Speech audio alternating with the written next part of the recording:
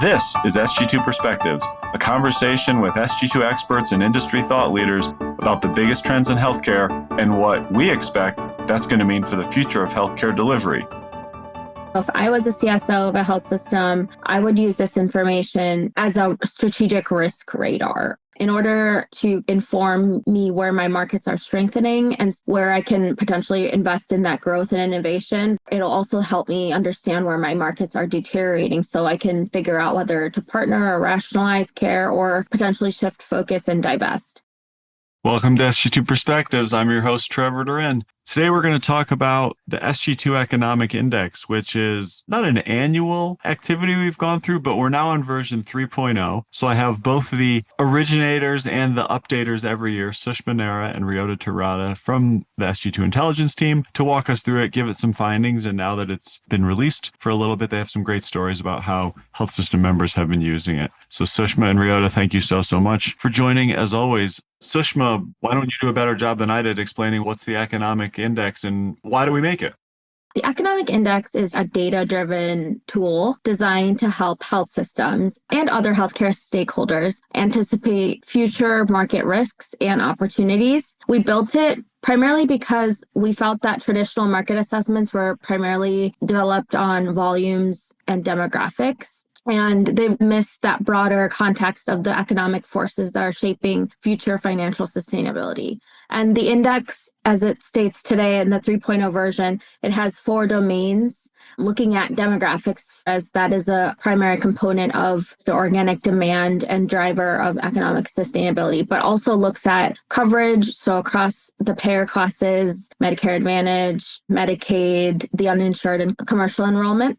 In addition to that, we also look at reimbursement, payer-provider concentration, and how that really changes the dynamic in terms of your contracting efforts. And then lastly, the most unique domain, which is market environment, which encompasses more market factors that are shaping local economic sustainability. So this includes GDP rates, could include housing costs. We have the Resilient Vulnerability Index in there to capture social determinants, and then some other risk scores rooted in climate and climate sustainability and their corresponding property loss, and how that plays a factor in both care delivery and care operations moving forward. It really helps leaders anticipate and see the change perhaps before it shows up on their balance sheets or in their margins. I love that. Now you're on version 3.0. What's new, cool, different about this new version? Give us a little bit of the history of this index, what it's done, strengths, weaknesses, why come out with version 3.0.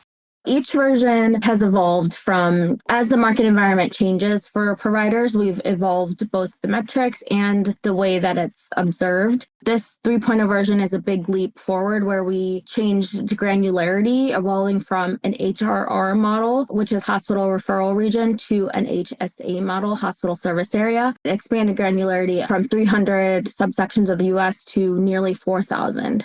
So that has changed dramatically. And then that also allows us to have more predictive capabilities as it becomes more granular and more localized. So a lot of providers have been leveraging it at the more localized level. What's cool, new, different, Trevor, is beyond the granularity, we also incorporated new variables. And some of these variables include that preventable hospitalization, which we wanted to capture epidemiological changes that might affect your reimbursement. We also captured that FEMA risk score, which is solely based on climate sustainability. That will affect your care demand and physical infrastructure of your sites. And then lastly, the financial impact of climate change and what we anticipate that to look like. We use the Federal Insurance Office's property insurance loss ratios, which elucidates the loss that we expect annually and how that might change into the future. We choose these metrics annually each year and change some of them as well to reflect that evolving real-world financial stressors, and they become more leading indicators of future market performance. Similar to in years past, we kept the weighting and modeling, so it's able to be that predictive data set, and we are able to then emphasize variables that may have an outsized impact on where markets are likely headed through 2030.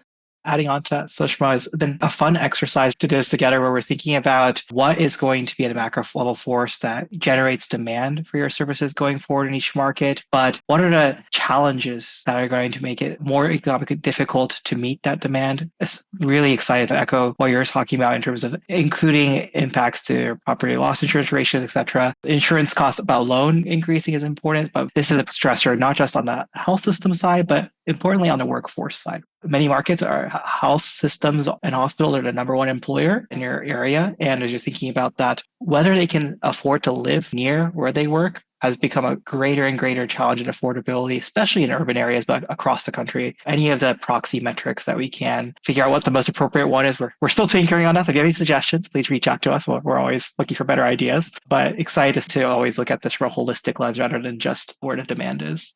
Yeah, it's exciting. So much of what we're looking at is lagging indicators in healthcare. I love this analysis you've put together. It's just a different lens on markets. You build this as a tool that's meant for health systems to use, but you also are the ones who get to see the national perspective. Any key findings or takeaways from the analysis?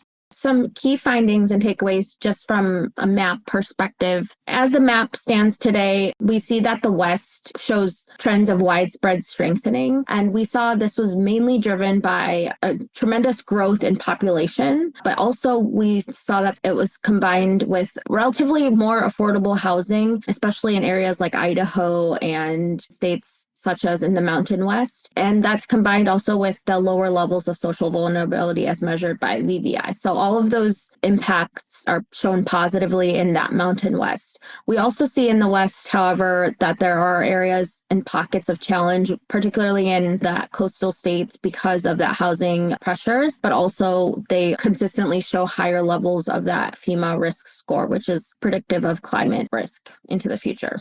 Echoing an earlier theme about the granularity leading to a little better insight was as we were looking about regional differences and trends, is also thinking about that micro differences between markets that was telling. So remember a conversation we had with a health system earlier this year where they're evaluating across 6 different regions that they play in, and they're asking, how would you rate this? We can give them an economic index score, but what's the things that is making this market look a more favorable outlook over the next 5 years versus others? And it's interesting where for all 6 of those markets, they had growing population. They had relatively okay payer mix. It was the other metrics, thinking about the dynamics they had around payer provider concentration, impacting reimbursement dynamics for local markets, to looking at those market factors that particularly that affordability one was quite different across those 6 markets, meaning that there's more pressure on the workforce cost and labor availability for some of those areas as well. I really like that macro level trend, as well as when we're looking at even just one system, there's 6 markets, you'll find those differences across their 6 regions.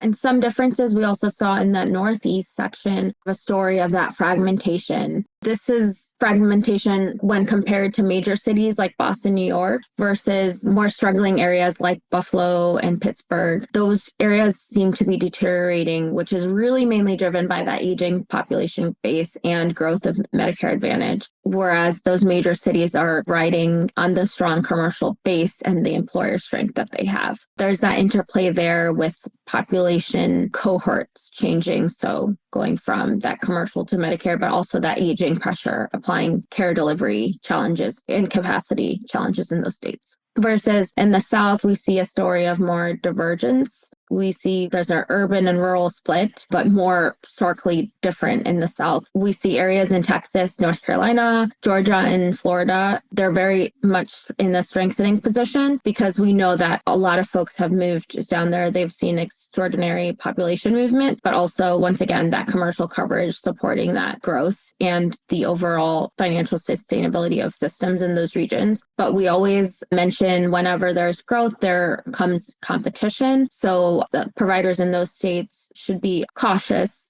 and may need to protect their market share because it may be subject to intense competition moving forward. The last section of the US that is important to talk about is that rural deep south, which we know in historical economic indices plus today's, it's a story of vulnerability because they do have higher Medicaid populations and uninsured rates, which is causing local economic fragility. And with the OBBB, that may be exacerbated.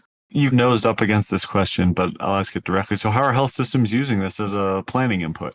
When we envisioned this, actually, it was that time where health systems were coming out of the pandemic and not sure where they're headed. Maybe we're finally able to right the ship from an operational standpoint, but where do we make our big bets, especially if you're a multi-market system? Where are the ones that should prioritize growth versus figuring out, yes, we can write the financial operation, but we need to think through mindfully about how we deliver care because growth is not going to be available in our markets. Over the last 3 years, our conversation has gone beyond just looking internally to externally as well. We get more and more systems asking us about whether it's for M&A purposes or just a competitive landscape going, hey, as we're thinking about potentially non-contiguous market expansions, what are the things that, if you take an objective look, makes the XYZ market more attractive, or which ones will be more challenged? Even though the system that we're thinking about partnering with or acquiring is doing well, are there some challenges ahead that not readily apparent by looking at their past financial performance? So we've seen a lot of members use it in that fashion as well. But Sushma, I know you've had a lot of great planning discussion with members. Any that come to mind that you want to share with this group?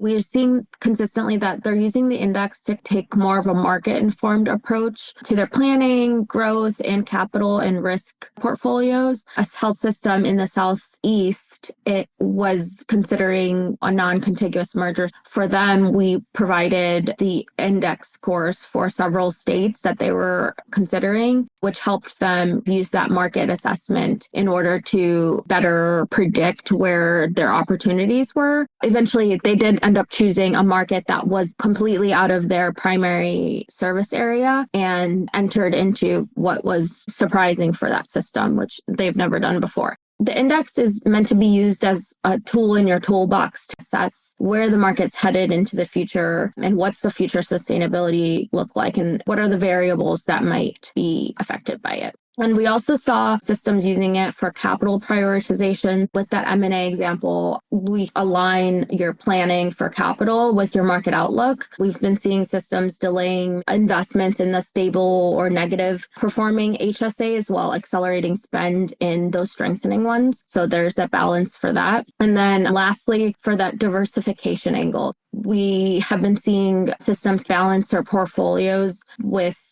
strong markets and challenged ones to balance risk, and within a system themselves predict what opportunities might be under-resourced and to balance it that way. Our membership doesn't just include health systems and the group that we bundle into life sciences, which really means everybody else, drug device, etc. Get a lot of value out of this for market segmentation. Talk about some of those interactions. For those non-health system members, this has been particularly valuable for us thinking about their customers, which is also our customers, thinking about health systems. What are the challenges ahead? Thinking about, is this an opportunity as we segment the country about we're going to grow together, or they're looking for something else in the value side? They're understanding the financial challenges for a given market. That's still a key segment that they want to play in and grow, but growing for them might mean being a better partner, whether that's figuring out, for especially if you're thinking about care delivery, transformation in the ambulatory space, is a portfolio of products that you have matching where they want to grow, or are there challenges from the cost side that needs to be addressed as well? I haven't necessarily seen anybody link it to pricing quite yet, but I imagine that that's been part of the discussion as well. Yeah, Ryota, in a unique case that I've seen life science companies also use it to build out their territorial planning and sales targeting segmentation. So they may organize their sales reps around geographies that might be deteriorating in order to push the sales volume in those areas and or drive that growth. So that allows them to focus more attention and resources to those deteriorating areas. All right, Sushma, you're the Chief Strategy Officer of a health system. How would you use a tool like this? If I was a CSO of a health system, I would use this information as a strategic risk radar of sorts in order to inform me where my markets are strengthening. And so where I can potentially invest in that growth and innovation versus it'll also help me understand where my markets are deteriorating so I can figure out whether to partner or rationalize care or potentially shift focus and divest. It also helps me combine that future economic outlook with the potential organizational financial health that helps elucidate to which degree to pull the three foundational levers, which we've been sharing for years, are capacity optimization, cost control, and revenue growth. So, for example, a system in a strengthening market will want to play that capacity and revenue growth lever more than a system in a struggling environment, which would want to prioritize cost. So, balancing performance with sustainability will be a revolving theme moving forward. It's just a more sophisticated market analysis tool than some of the traditional things, whether it's household income or demographics, the kind of things we see on heat maps. There's just more layers. It's great. Ryota, anything to add?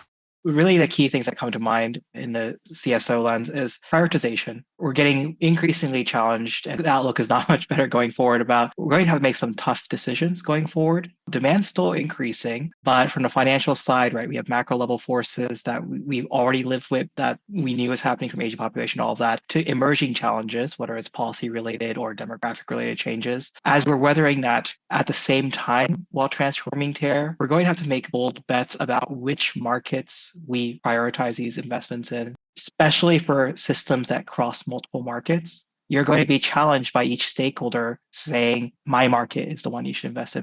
They're all going to have great points and arguments. This would be one tool to look at it from an objective lens to help neutralize some of those biases. Will it be the end all? No, it's part of a toolkit. And we hope that this can be used as an ever-growing part of the analytics that can help you make those decisions going forward. I would also add that economic headwinds and opportunities look very different market to market. As we've shared, this tool would be center in those conversations to quantify what's felt anecdotally on the ground. Guys, really good. Thanks. I know members already have gotten a lot of value of this and will continue reaching out to work with you both. So thanks so much for sharing your perspective, as always. Thanks for listening. If you like this episode, please subscribe, rate, and review us, and or follow us on Twitter and LinkedIn at Sg2 Healthcare. And if you want to talk more about innovative healthcare strategies, you can always email me at sg2perspectives@sg2.com. Finally, Sg2 is a Vizient company, and there are a bunch of Vizient podcasts that you might like. You could find them at Vizient /podcasts. Have a great day.